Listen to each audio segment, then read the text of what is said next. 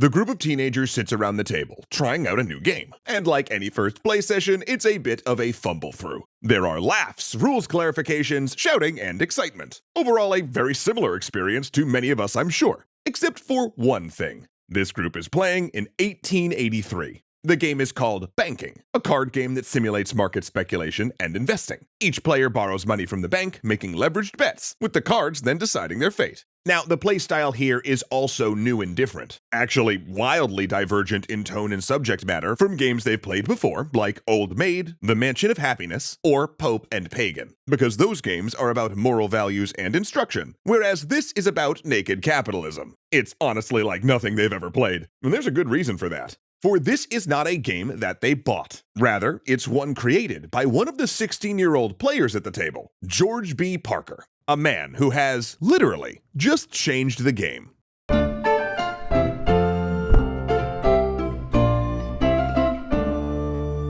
Thanks so much to World Anvil for also changing the game with their awesome tools for creative people. Games are old. Like really, really, really old. Card games date back to the Middle Ages at least, and board games like chess and backgammon are truly ancient. That's not even mentioning the royal game of Ur. In fact, archaeologists have discovered what appear to be game components in Turkey dating back 3,000 years. Then other games like word games, guessing games, and drawing games probably date back earlier than that. Heck, we even have a list of games that Buddha supposedly would not play as they were distractions from his meditation. But what we consider the modern board game, one with theming or a story, where we move pieces around a board using a number generator like dice, that is a significantly newer invention. One of the oldest that we know of is a game that's gone by many names, but it's most popularly called The Mansion of Happiness. There's some evidence that goes back to Italy in the 1500s, and it was probably first published in Britain around 1800. But it was really in the early Victorian era that its popularity exploded. And it's a game you're probably pretty familiar with. Okay, imagine this. Think of a board spiraling inward, where the players move via a spinner. If they hit a vice, like, say, drunkenness, they're punished by going to the whipping post. But if they land on a virtue like perseverance, they advance. To win, they need to get to the center of the board, where a heavenly vista of gardens and a great mansion await, for they have lived a good life and reached heaven. Give up on what we're talking about? That, my friends, is the game of life. Yep, pretty much the exact one you played as a kid, only with Victorian Protestantism as its basis. How about another one? The classic Snakes and Ladders. It's always been played the same way, but in the original, ladders were virtues while the snakes were vices. And there were no choices in these games. Players' fates were controlled by the will of God, represented by number generators like dice. Because Victorian-era games were less about fun and more about moral instruction. See, throughout the 19th century, there was a growing recognition that childhood was a distinct period of life, one that was important for the ethical and intellectual shaping of people. This realization impacted a great deal, from the passing of child labor laws to founding public education and expanded leisure time for many children.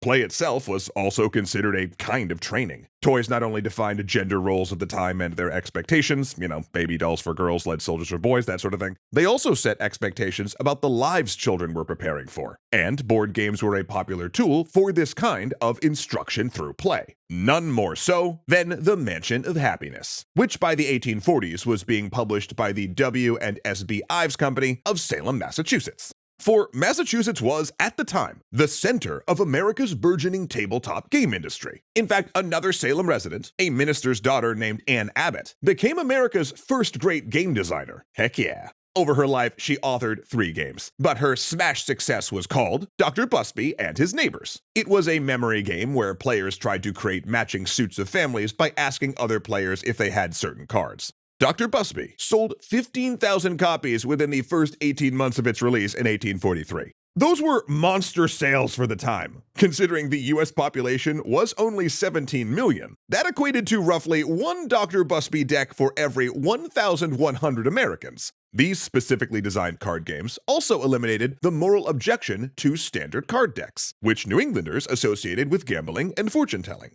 Ives' main corporate competition, though, was Milton Bradley, another Massachusetts game publisher who broke into the market big in the 1860s, when he realized that bored Union Army troops needed to occupy themselves during any downtime in the Civil War. His solution was the first mass-produced portable game case containing chess, checkers, backgammon, dominoes, and his own, more secular version of the Mansion of Happiness, which was renamed the Checkered Game of Life. In this version, instead of heaven as a reward, now the win state was happy old age. But overall, these games were still considered moral instruction tools. In fact, in all of its copies of the Mansion of Happiness, Ives eliminated dice, which Americans considered dangerous and inappropriate for children since they too could be used for gambling. So instead, he packaged it with a dreidel-like top called a teetotum and later a spinner. Yeah, the real reason all those games you grew up with had a spinner instead of dice wasn't to reduce choking hazards, it was to stop you from shooting craps, which I'm sure worked for some of you.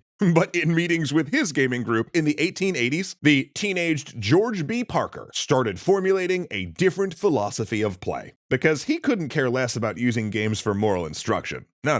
He thought playing games should be fun. He foresaw a world where games were primarily entertainment products rather than moral instruction. Because games like the Mansion of Happiness, he argued, were dull. There were no choices for the players to make, making every game repetitive. He wanted more games that could be endlessly replayable, like chess, where players could employ different strategies. And he jettisoned the religious and moral themes in favor of something more contemporary and exciting: capitalism.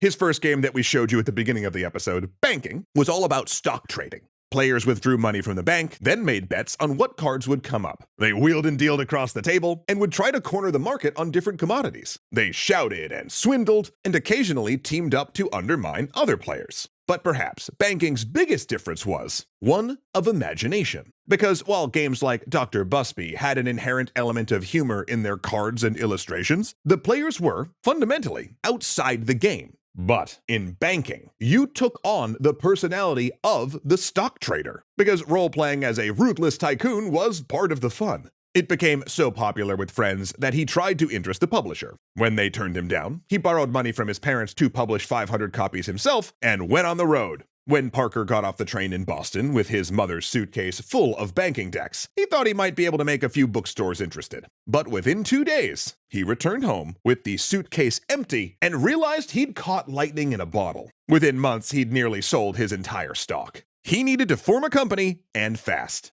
By 21, he'd published 6 more games, 5 by himself and 1 designed by his teacher, with themes ranging from investing to famous people, battlefields, and Charles Dickens. And since he was never best at the business side of things, he brought in his brothers Charles and Edward to handle the money while he designed the games. And Parker Brothers was born. For years, George Parker, often with the help of his wife Grace, wrote the majority of games that the company produced, focusing on ripped-from-the-headlines titles like Klondike, themed around the Alaskan Gold Rush, and War in Cuba, published after the Maine explosion and during the feverish newspaper campaign leading to the Spanish-American War. Though George Parker was not above playing to the religious element in New England. As the company expanded, he bought Ives, and then began producing the Mansion of Happiness himself. Not to mention the couple's most successful game, called Rook, published in 1906, reinvented the standard 52-card deck into a 56-card version with no faces or suits, changing it just enough to make it acceptable to groups like the Mennonites that banned traditional decks. By the 1930s, Parker Brothers was one of the largest players in the game industry. Yet George Parker wasn't done. That decade, as Parker pushed into his 80s, his company adapted popular British games such as Sorry and Clue, and would acquire the rights to Lizzie Maggie's smash hit, Monopoly, before passing away in 1952. Wait, did you think that Parker Brothers created Monopoly? Actually, I did too. That is, until we made a whole additional episode on the insane history of everyone's favorite game not to finish. Real talk, I flippin' love Monopoly. And you can learn all about it right now over on the Extra Credits channel. The link to that is in the description or on screen after the upcoming credits. But perhaps before passing go and collecting that $200, you might want to learn the secrets of staying out of creativity jail. Well, Extra Historian, you're in luck because World Anvil's got your back. World Anvil is the ultimate software solution for tabletop gamers, novelists, narrative narrative designers, and anyone else who loves creative world building. With World Anvil, you get a world building suite, an RPG campaign manager, and novel writing and publishing software all in one, aka just all the tools you need to focus on the fun parts of world building. For instance, as a game master myself, I love their digital GM screen, interactive maps, and tools when planning my highly homebrewed Curse of Strahd D&D campaign. But they also support Pathfinder and 45 plus other RPGs as well. And World Anvil helps me keep all of my campaign notes just one click away in wiki-like articles for times like when, oh I don't know, total hypothetical here, my PCs unexpectedly teleport to Castle Ravenloft to heist an ancient dragon skull, but I couldn't stay mad for long because World Anvil let me pivot my session super fast without missing a beat, and not to worry, they'll get to that TBK soon. Or say you're writing a novel. Well, World Anvil's features like family trees, mind mapping, and plot templates based on proven storytelling methods are just invaluable. And with publishing and monetization tools, it's truly a one-stop solution. Heck, Writer's Digest even lists them as one of the best websites for writers. So if you want an easy way to create, store, and organize all of your awesome ideas fast, you can actually try World Anvil right now absolutely free. But for a limited time, you can receive 51% off any of their premium memberships by heading to worldanvil.com and using the code EXTRACREDITS. Seriously, we love these folks and we know you will too, so please let them know that we sent you. So click here to harness the power of World Anvil for your own creativity, and once you signed up, check out the dirty secrets of Monopoly here. A legendary thanks to Kuya Koi, Joseph Blame, Izzy Coin, Hunter Z, Dominic Valenciana, Arcalite Games, and Angelo Valenciana for being fantastic legendary patrons.